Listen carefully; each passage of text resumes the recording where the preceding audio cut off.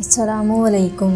खलीफा अव्वल हज़रत अबू बकर सदीक़ रज़ी अल्लाह तआला अन्हु के बाद खलीफा दोम हज़रत उमर रज़ी अल्लाह तआला अन्हु मुसलमानों के खलीफा बने। उमर नाम, अबू हिफ्ज़ कनीद, फ़ारूक लक़ब है। हज़रत उमर रज़ी अल्लाह तआला अन्हु अरब के कबीले उदा से ताल्लुक़ रखते थे, जो रसूलुल्लाह सल्लल्लाहु अलैहि वसल्लम से 8वीं पुश्त में जाकर मिल जाता है।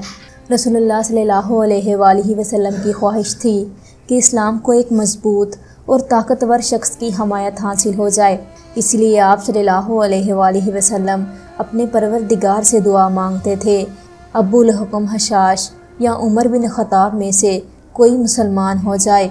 अबू जहल तो अबू जहल ही रहा, मगर अल्लाह ताला ने हज़रत उमर रज़ी अल्लाह ताला अन्हु का दिल इस्लाम की तरफ माइल कर दिया। हज़रत उमर रज़ी अल्लाह ताला अन्हु रसूलुल्लाह सल्लल्लाहु अलैहि वसल्लम के पास आए और रसूलुल्लाह सल्लल्लाहु अलैहि वसल्लम से कहा, मैं खुदा, इसके रसूल और इसकी वही पर ईमान लाने के लिए हाजिर हुआ हूँ। इसके बाद जिस हमायत के साथ पहले इस्लाम की मुखालफत करते थे, अब इस्लाम के लिए लड़ने मरने के लिए तैयार हो गए। जिस रात हज़रत उमर फ़ारूक रज़ी अल्लाह तआला अन्हु ने इस्लाम कबूल किया, इसकी सुबह को रसूलुल्लाह सल्लल्लाहु अलैहि वसल्लम के जानी दुश्मन अबू जहल के पास गए। उसने दरवाज़ा खोला तो हज़रत उमर रज़ी अल्लाह तआला अन्हु ने इससे कहा, सुन लो अबू जहल, मैं मुसलमान हो गया हूँ। उसने दरवाज़ा बंद कर दिया। हज़रत उमर फ़ारूक रज़ी अल्लाह तआला अन्हु के इस्लाम लाने के बाद मुसलमान काबा में नमाज़ पढ़ने लगे। इससे कबल मुसलमान मक्का के आसपास की पहाड़ियों में छुप छुप के नमाज़ पढ़ते थे।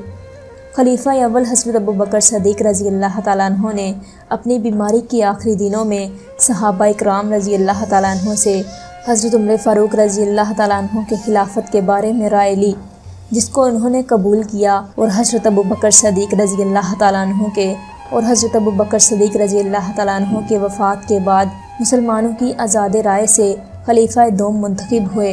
हज़रत उमर फ़ारूक रज़ी अल्लाह तआला अन्हु की हुकूमत 10 साल 6 माह रही। हज़रत उमर रज़ी अल्लाह तआला अन्हु का दौर खिलाफत सुनहरी अल्फाज से लिखने का दौर है। हज़रत उमर फ़ारूक रज़ी अल्लाह तआला अन्हु अपने दौर हुकूमत में सहाबा रज़ी अल्लाह तआला अन्हु के मशवरे से हुकूमत करते थे।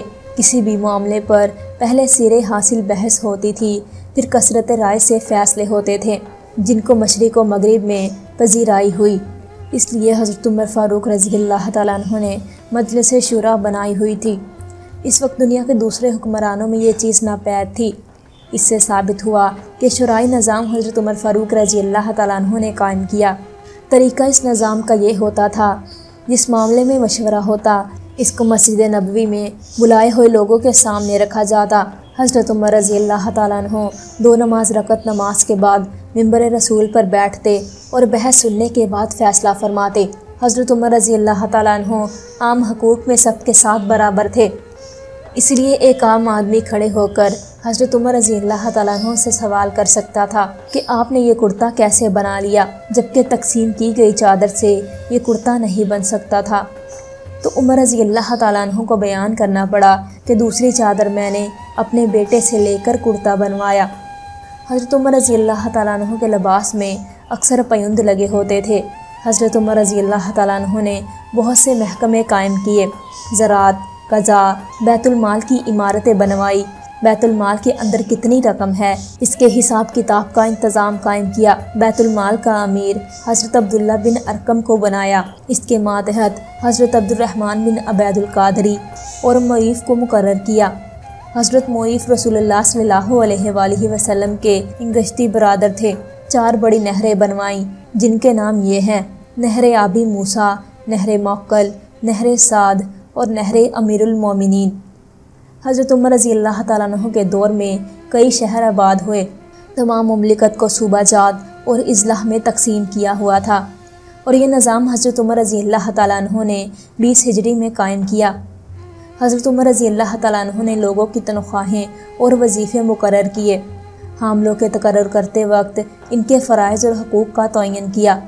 खिराज का तरीक़ा हज़रत उमर रज़ी अल्लाह तआला अन्हु ने ईजाद किया।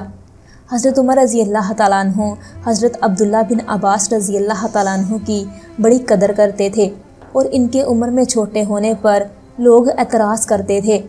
ایک محفل میں حضرت عمر رضی اللہ تعالیٰ عنہ نے لوگوں سے ایک سوال کیا، لوگ مکمل جواب نہ دے سکے۔ وہی سوال حضرت عبداللہ بن عباس رضی اللہ تعالیٰ عنہ سے کیا، انہوں نے مکمل جواب دیا۔ اس پر حضرت عمر رضی اللہ تعالیٰ عنہ نے فرمایا کہ میں اس لیے حضرت عبداللہ بن عباس کی قدر کرتا ہوں جس پر لوگوں نے اس عمل کو تسلیم کر لیا۔ ایک دفعہ حضرت عمر رضی اللہ تعالیٰ عنہ کی محفل میں قریش کے سردار تشریف فرما تھے۔ اتنے میں حضرت بلال رضی اللہ تعالیٰ عنہ بھی تشریف لائے۔ ان سرداروں سے حضرت عمر رضی اللہ تعالیٰ عنہ نے کہا، ہمارے سردار کے لیے جگہ بناؤ۔ اس پر سرداروں نے آپس میں چہمہ گوئیاں کی کہ جس وقت اسلام پر مشکل وقت تھا تو یہی حضرت بلال کام آئے تھے، ہماری عزت اب اسلام کی خدمت کر کے ہی قائم ہو سکتی ہے۔ حضرت عمر بن عاص رضی اللہ تعالیٰ عنہ کے بیٹے کو اسی قطبی کے ہاتھوں سزا دلائی جس کو بغیر قصور کے کوڑے مارے گئے تھے۔ معتقین رسول اللہ صلی اللہ علیہ وآلہ وسلم کا پاس رکھتے تھے۔ جن لوگوں نے رسول اللہ صلی اللہ علیہ وآلہ وسلم کا ساتھ دیا تھا اور اپنا سب کچھ دین اسلام پر قربان کر دیا تھا، ان کی خدمت کے اعتراف میں وظیفے مقرر کیے گئے۔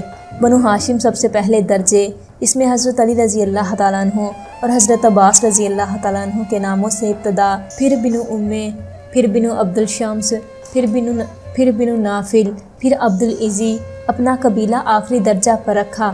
چنانچہ اسی حساب سے وظائف تقسیم ہوتے تھے۔ اصحاب بدر کی سب سے زیادہ تنخواہیں مقرر کی گئی، سب سے بڑی مقدار حضرت اسامہ بن زیاد کی مقرر کی۔ اس پر ان کے بیٹے عبداللہ بن عمر رضی اللہ تعالیٰ عنہ نے عذر کیا تو فرمایا، رسول اللہ صلی اللہ علیہ وآلہ وسلم اسامہ رضی اللہ تعالیٰ عنہ کو تم سے زیادہ عزیز رکھتے تھے اور اس کے باپ کو تمہارے باپ سے زیادہ عزیز رکھتے تھے۔ حضرت علی رضی اللہ تعالیٰ عنہ نے اپنی بیٹی جو حضرت فاطمہ رضی اللہ تعالیٰ عنہ سے تھی، حضرت عمر رضی اللہ تعالیٰ عنہ کے نکاح میں دی۔ حضرت عمر رضی اللہ تعالیٰ عنہ جب بیت المقدس گئے تو کاروبار حکومت حضرت علی رضی اللہ تعالیٰ عنہ کے سپرد کر کے گئے۔ قضاء و قدر کا صحیح مفہوم حضرت عمر رضی اللہ تعالیٰ عنہ سمجھتے تھے۔ حضرت عمر رضی اللہ تعالیٰ عنہ شام کے سفر پر تھے، معلوم ہوا وہاں وبائی مرض بہت زور پر ہے، واپسی کا سفر شروع کر دیا۔ حضرت ابو عبیدہ رضی اللہ تعالیٰ عنہ نے طیش میں آ کر کہا، قضاء الہی سے بھاگتے ہو؟ حضرت عمر رضی اللہ تعالیٰ عنہ نے جواب دیا، ہاں اللہ کے حکم سے، اللہ کے حکم کی طرف بھاگتا ہوں۔ حجر اسود کے سامنے کھڑے ہو کر کہا، میں جانتا ہوں کہ تو ایک پتھر ہے، نہ فائدہ پہنچا سکتا ہے نہ نقصان۔ ایک درخت کے نیچے رسول اللہ صلی اللہ علیہ وآلہ وسلم نے لوگوں سے بیعت لی تھی۔ اس بنا پر یہ درخت متبرک سمجھا جانے لگا اور لوگ اس کی زیارت کو آتے تھے۔ حضرت عمر رضی اللہ تعالیٰ عنہ نے یہ دیکھ کر اس درخت کو کٹوا دیا۔ سفر کے دوران ایک مسجد میں رسول اللہ صلی اللہ علیہ وآلہ وسلم نے نماز پڑھی تھی۔ حضرت عمر رضی اللہ تعالیٰ عنہ کے دور میں لوگ اس مسجد کی طرف دوڑے تو حضرت عمر رضی اللہ تعالیٰ عنہ نے لوگوں سے کہا، اہل کتاب انہی باتوں سے پیغمبروں کی یادگاروں کو عبادت بنا لیتے تھے، اور بہت سے واقعات ہیں جو رسول اللہ صلی اللہ علیہ وآلہ وسلم کی صحبت میں رہ کر سیکھے تھے، اور بعد میں حضرت عمر فاروق رضی اللہ تعالیٰ عنہ نے اس واقعات کی روح کے مطابق عمل کیا۔ تاریخ میں مقدونیہ کے سکندر اعظم کو الیگزینڈر کہا جاتا ہے، جو غلط ہے۔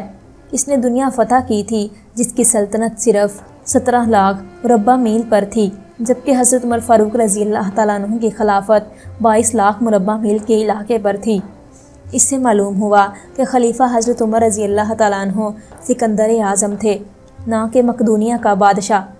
حضرت عمر رضی اللہ تعالیٰ عنہ نے مسند خلافت پر بیٹھتے وقت جو خطبہ دیا اس کے ابتدائی الفاظ یہ تھے، اے الہی اگر میں سخت ہوں مجھے نرم کر دے، میں کمزور ہوں مجھے قوت دے۔ عرب و قوم سے خطاب کر کے کہا، ہاں عرب والے سرکش اونٹ ہیں جن کی مہار میرے ہاتھوں میں دی گئی ہے، لیکن میں ان کو راستے پر چلا کے چھوڑوں گا۔ حضرت عمر رضی اللہ تعالیٰ عنہ سے فقہ کے مسائل کی تعداد کئی ہزار ہیں، ان میں تقریباً 1000 بڑے مسئلے ایسے ہیں جو کہ فقہ میں مقدم ہیں، جن کو حضرت عمر رضی اللہ تعالیٰ عنہ نے حل کیا اور ام رابعہ نے ان کی تقلید کی۔ بعض مسائل میں صحابہ کرام رضی اللہ تعالیٰ عنہ میں اختلاف ہوا تو حضرت عمر رضی اللہ تعالیٰ عنہ نے صحابہ کی مجلس بلائی، انصار و مہاجرین کو جمع کیا، مگر پھر بھی مسئلہ حل نہ ہوا تو ازواج مطہرات سے معلومات حاصل کی گئی اور ان کی رائے پر عمل کیا گیا۔ رسول اللہ صلی اللہ علیہ وآلہ وسلم کے زمانہ مبارک میں جو حضرت عمر رضی اللہ تعالیٰ عنہ نے دی اس پر وحی نازل ہوئی، مثلاً قیدیان بدر، حجاب ازواج مطہرات، نماز برجنازہ منافق وغیرہ۔ مدینہ منورہ میں فیروز نامی ایک پارسی غلام تھا۔ اس نے ایک دن آپ رضی اللہ تعالیٰ عنہ سے اپنے آقا کی شکایت کی اور کہا کہ مجھ سے باری محصول لیا جاتا ہے۔ آپ نے اس سے دریافت کیا کون سا پیشہ کرتا ہے؟ بولا نجاری، نقاشی اور آہنگری کا پیشہ کرتا ہوں، کیونکہ اس پیشے سے مناسب پیسے ملتے تھے۔ اس لیے آپ نے فرمایا ان سنتوں کے مقابلے میں رقم کچھ بہت نہیں۔ فیروز دل میں سخت ناراض ہو کر چلا گیا۔ دوسرے دن آپ نماز پڑھ رہے تھے کہ فیضور نے 6 وار کیے، جن میں ایک ناف کے نیچے پڑا، زخم کے صدمے سے گر پڑے۔ اس کے بعد فیروز نے خودکشی کر لی۔ حضرت عمر رضی اللہ تعالیٰ عنہ نے دریافت کیا کہ میرا قاتل کون تھا؟ لوگوں نے کہا فیروز۔ فرمایا الحمدللہ کہ میں ایسے شخص کے ہاتھ سے نہیں مارا گیا جو اسلام کا دعویٰ رکھتا تھا۔ حضرت عمر رضی اللہ تعالیٰ عنہ نے حضرت عائشہ صدیقہ رضی اللہ تعالیٰ عنہ سے حضور صلی اللہ علیہ وآلہ وسلم کے پہلو میں دفن ہونے کی درخواست کی، جو انہوں نے مان لی۔ اس طرح آپ رضی اللہ تعالیٰ عنہ حضرت محمد صلی اللہ علیہ وآلہ وسلم کے پہلو میں دفنائے گئے۔ حضرت عمر رضی اللہ تعالیٰ عنہ کے دور میں بہت فتوحات ہوئیں۔ ان کی حکومت 22 لاکھ مربع میل پر تھی۔ عوام کی خدمت کے لیے بہت سے محکمے قائم کیے گئے تھے۔ 4 بڑی نہریں بنائی گئی تھیں۔ سڑکیں، مسافر خانے، راستوں میں عوام کی حفاظت کے لیے چوکیاں بنائی گئی تھی۔ علم کی قدر تھی۔ اصحاب رضی اللہ تعالیٰ عنہ، رسول اللہ صلی اللہ علیہ وآلہ وسلم کی عزت تھی۔ بیت المال عام مسلمانوں کی امانت سمجھا جاتا تھا۔ آج کل کے حکمرانوں کی طرح بیت المال سے کرپشن، بے جا اسراف، حکومتی اہلکاروں کو ناجائز مراعات نہیں دی جاتی تھی۔ خوف خدا تھا۔ اللہ نے آسمان اور زمین کے خزانے کھول دیے تھے۔ امن و امان تھا، عدل و انصاف تھا، حقوق و فرائض کی تقسیم تھی، انسانیت کی قدر تھی۔ اللہ سے دعا ہے کہ مسلمان حکومتوں میں پھر سے خلفائے راشدین جیسا نظام حکومت قائم ہو جائے تاکہ لوگ سکھ کا سانس لے سکیں۔